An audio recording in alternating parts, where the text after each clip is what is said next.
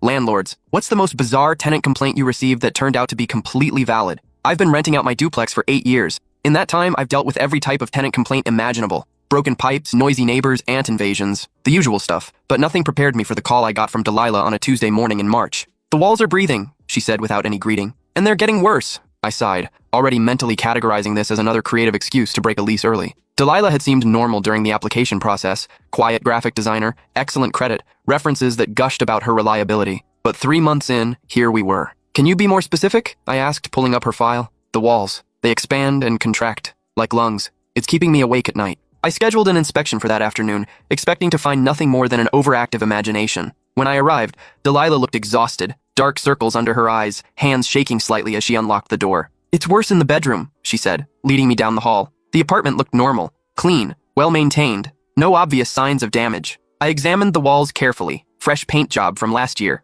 no cracks, no water damage. "I don't see anything unusual," I told her. Her face crumpled. "Please, just sit here for 10 minutes. You'll feel it." Against my better judgment, I sat on her bed. For the first few minutes, nothing. Then I felt it, a subtle pressure change, like being in an elevator. The room seemed to expand slightly, then contract. My skin crawled. "What the hell?" "You feel it too," she whispered, relief flooding her voice. I called my contractor that afternoon. Phil had worked on this building since I bought it 5 years ago. When I described the problem, he went quiet. "I need to check something," he said. "Can you meet me there tomorrow?" The next morning, Phil arrived with equipment I'd never seen before. He drilled a small hole in the bedroom wall and inserted some kind of probe. "Son of a bitch," he muttered, staring at his readings. "Your tenant's right. The walls are moving. That's impossible." "Not impossible. Just really, really bad." Phil explained that the previous owner had installed a faulty HVAC system that created pressure differentials throughout the building. The bedroom was essentially inside a giant lung, expanding and contracting with each cycle. The pressure changes were so gradual that most people wouldn't notice during the day. But at night, when everything was quiet, sensitive individuals could feel it.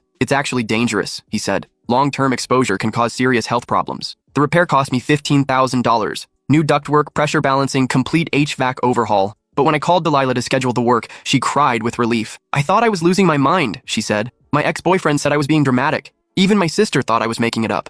2 weeks later, after the repairs were complete, Delilah sent me a bottle of wine with a note. "Thank you for believing me. She's been my best tenant ever since. Always pays early, maintains the place perfectly, even helps show the other unit when it's vacant." Last month, she recommended the duplex to her friend who was apartment hunting. During the tour, her friend asked about any issues with the building. "Only one," Delilah said, grinning at me. "The landlord actually listens when you complain about impossible things."